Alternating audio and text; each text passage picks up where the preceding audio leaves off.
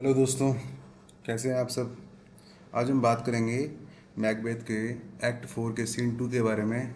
देखिए दोस्तों, सबसे ज़्यादा दुख दिखाने वाला सीन है ये। इससे ज़्यादा आपको दुख किसी भी सीन में नहीं होगा। क्यों? क्योंकि इसमें मैकबेथ जो हमारा हीरो है, जो वास्तव में हीरो बनने के लायक नहीं है, वो हत्या करेगा एक औरत की, एक बच्चे की।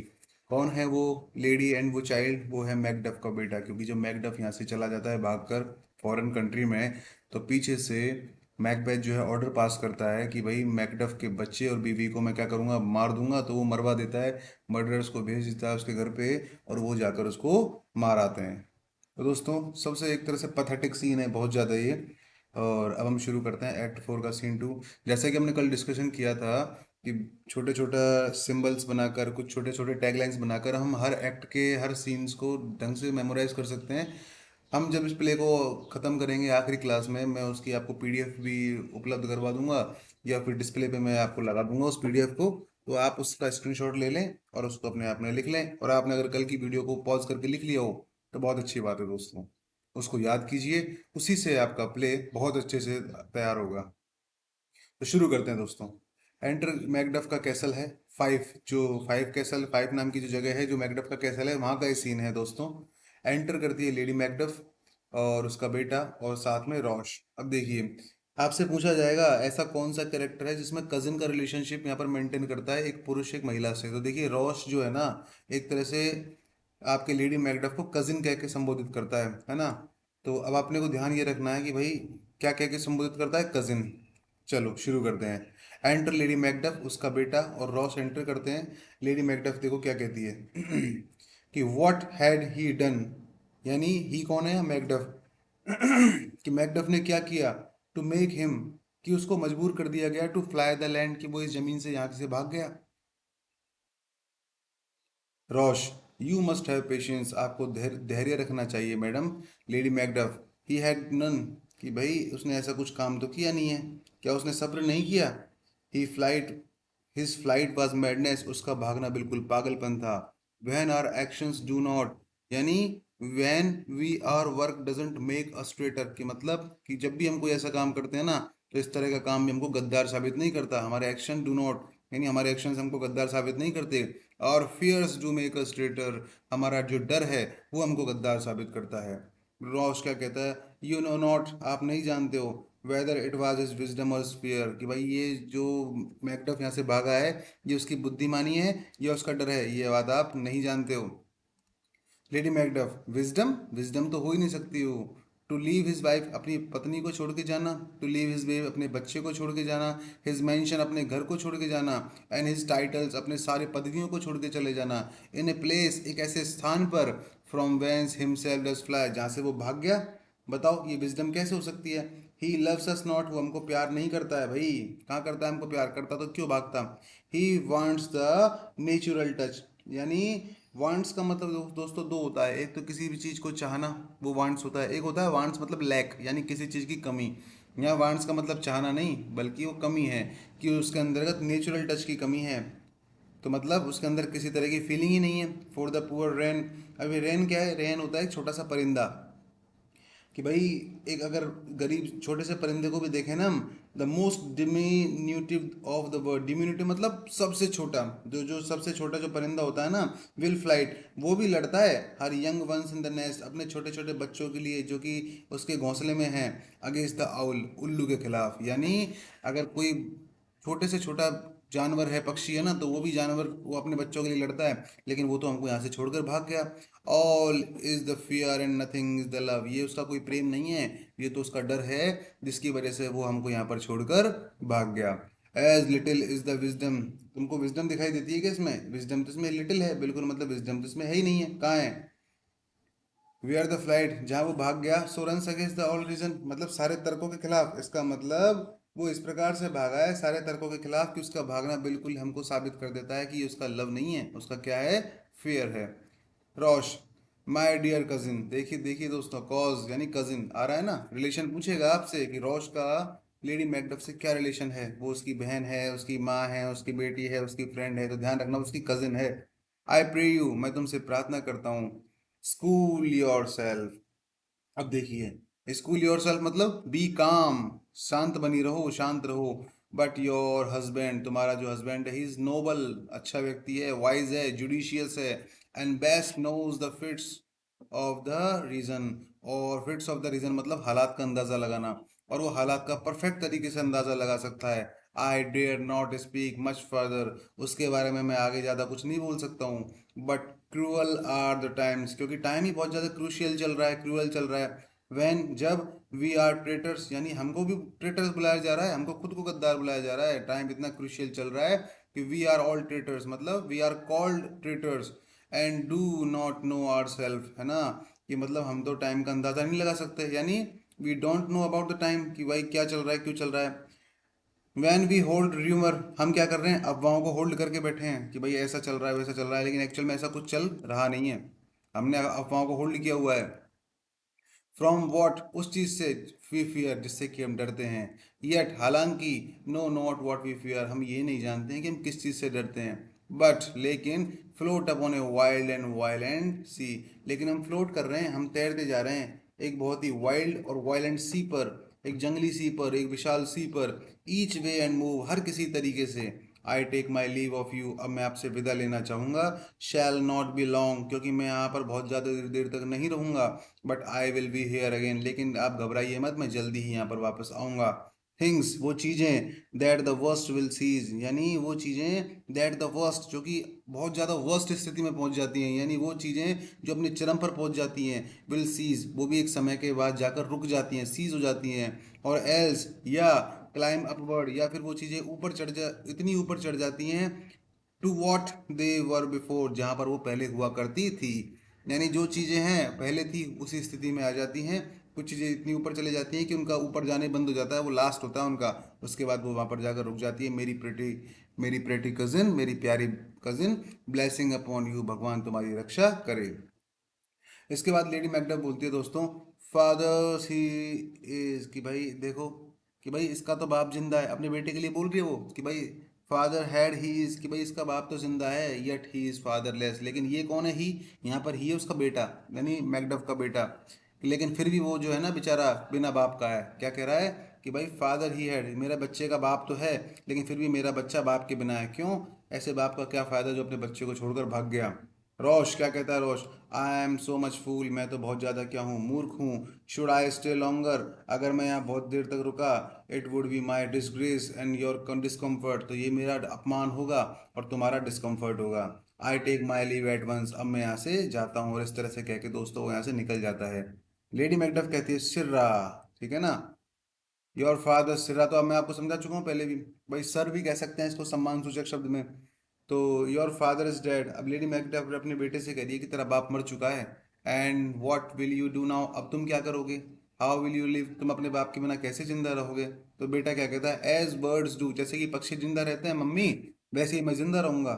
लेडी मैकडफ, व्हाट, क्या, विद वॉर्म्स एंड फ्लाइज, इसका मतलब तुम कीड़े मकोड़ों की तरह, फ्लाइज की तरह जिंदा रहोगे। सन, विद वॉट आई गेट, जो भी मिलेगा, आई मीन यानी, and do, and so do they, कि भाई जैसा वो करते हैं, वॉट आई गेट, कि भाई जो भी मुझे मिलेगा मैं चुपचाप खा लूंगा, जो मिल जाएगा, आई मीन मेरा यही मतलब है। एंड सो डू दे, जैसा कि दे कौन है यहाँ, वो पक्षी, वो कीड़े मकोड़े, जैसा कि वो पक्षी करते हैं ना अपनी जिंदगी के साथ, वैसे मैं भी कर लूंगा।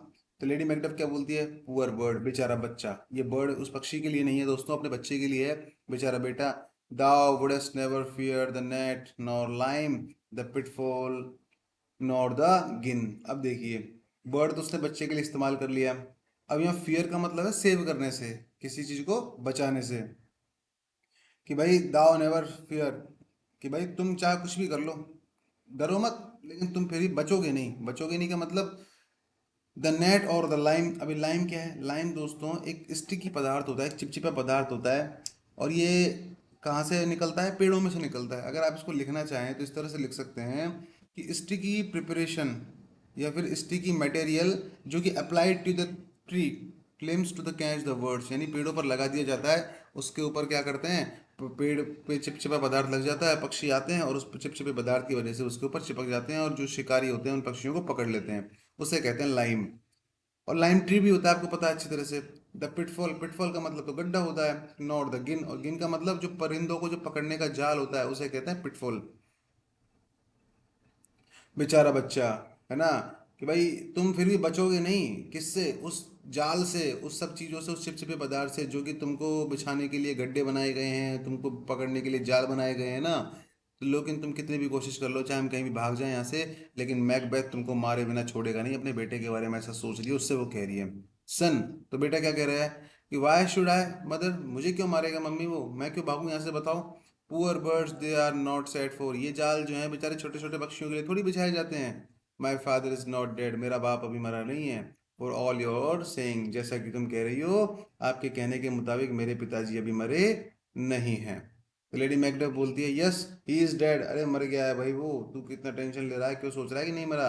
How wilt thou do for a father, यानी कि भाई तुम कैसे जिंदा रहोगे अपने पिता के बिना। इसको ऐसे कीजिए कि भाई, फोर का मतलब इसको ऐसे लीजिए विदाउट से, और डू का मतलब लिव से, कि भाई तुम अपने पिताजी के बिना कैसे जिंदा रहोगे।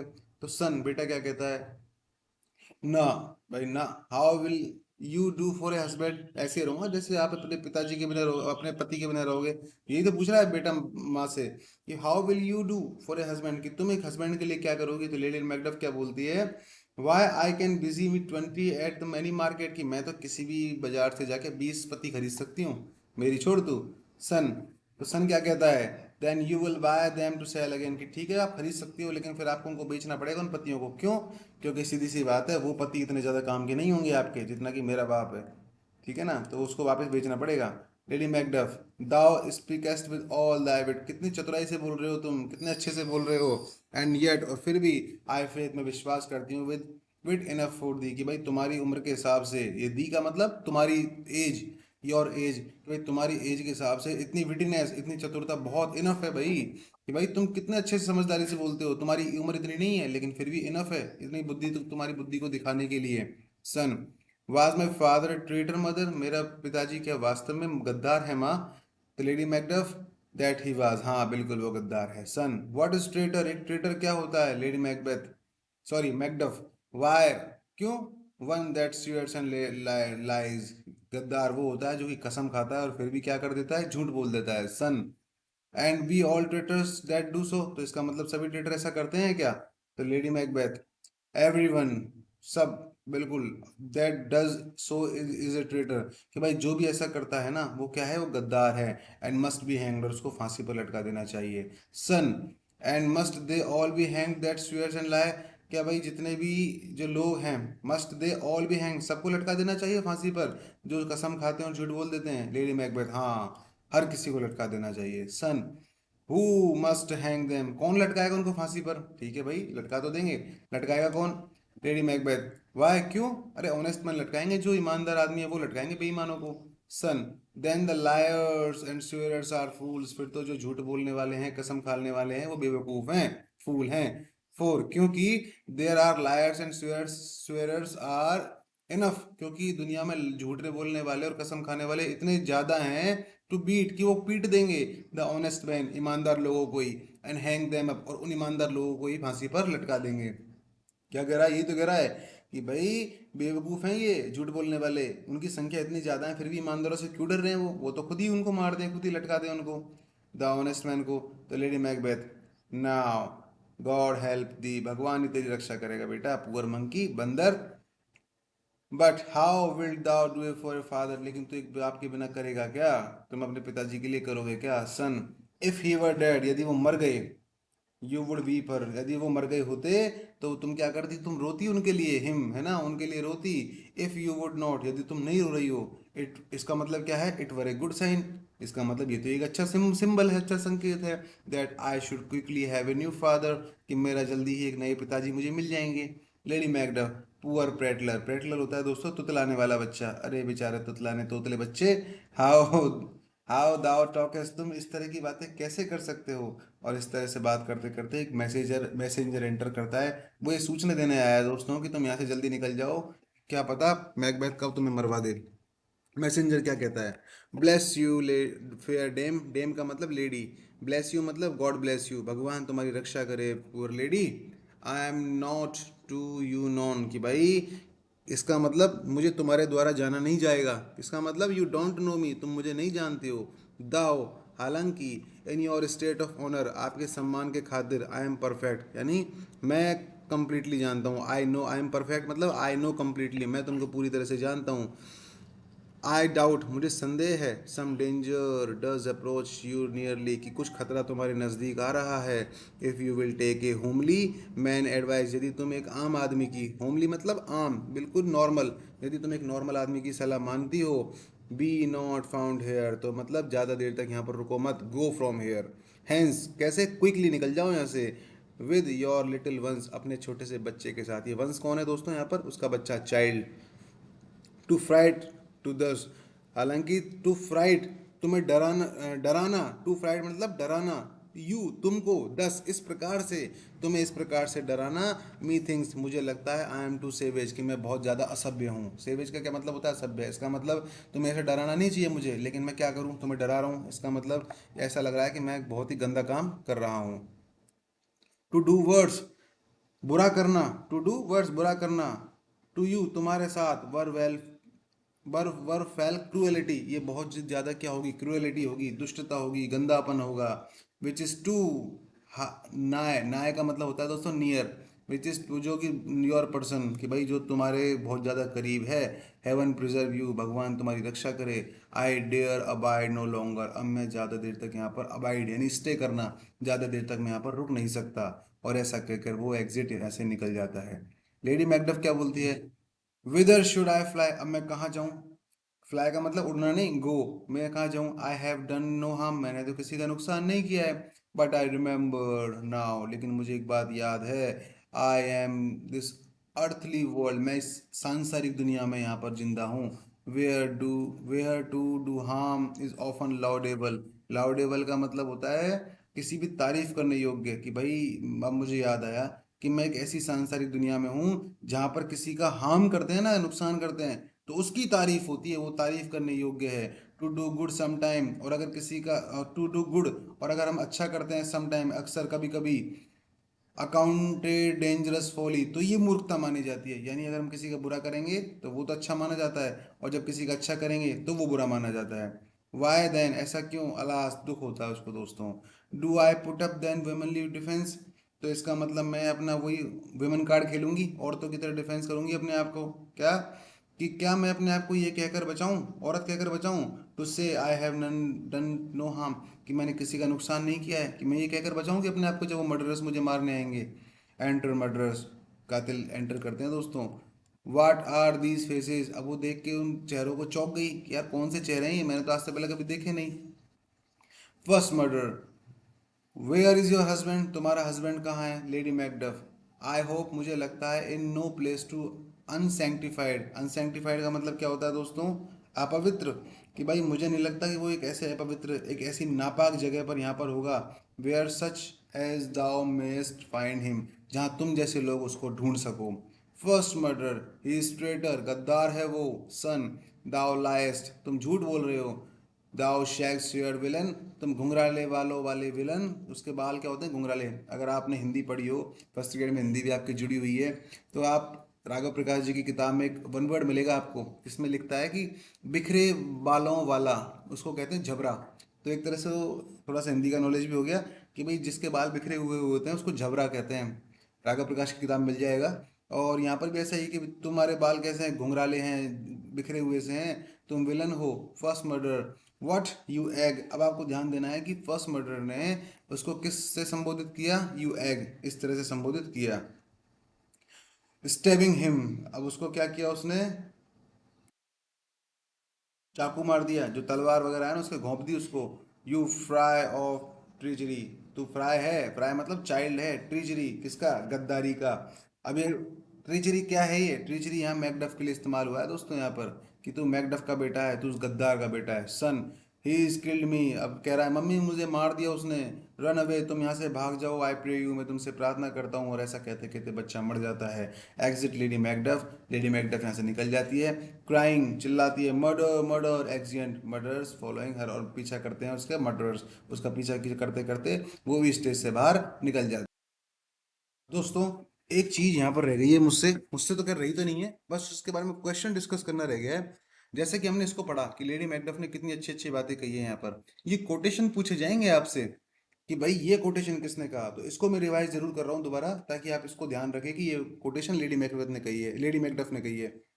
कि भाई मैं क्यों यहाँ से जाऊं, कि मैंने किसी का नुकसान तो नहीं किया है, बट लेकिन मुझे याद है। अब ये कोटेशन पूछा जाएगा आपसे कि I am in this earthly world, कि मैं किस सांसारिक जगह में हूँ, इस सांसारिक दुनिया में हूँ। Where to do harm is often laudable, ये पूछा जा सकता है कि जहाँ पर बुरा करना प्रशंसा के काबिल माना जाता है, टू डू गुड समटाइम, और कभी कभी अच्छा करना अकाउंटेड माना जाता है, डेंजर्स खतरनाक, फॉली मूर्खता से भरा हुआ। बस ये कोटेशन आपको इंपॉर्टेंट याद रखनी है। ये किसने कही थी, तो ये आपके लेडी मैकडफ ने कही थी। तो दोस्तों, आई थिंक आपको समझ में आया होगा, मैं ऐसी उम्मीद करके चलता हूँ। और नहीं आया हो तो कमेंट करें, और कुछ सुधार करना होगा तो हम ज़रूर करेंगे। आपके कमेंट हमारे लिए बिल्कुल स्वीकार्य हैं, और हम इसको सुधार करेंगे। अगर किसी भी तरह की कोई कमी रहती है तो आपसे इतनी निवेदन है कि जो भी चीज़ हो आप कमेंट में लिख कर बताएं। कोई कमी हो तो बताएं, और अच्छा हो तो तारीफ करें, जैसा भी आपकी इच्छा हो। और आज के लिए बस इतना ही। अगली वीडियो में मिलते हैं अगले सीन के साथ। तब तक के लिए धन्यवाद। जय हिंद, जय भारत।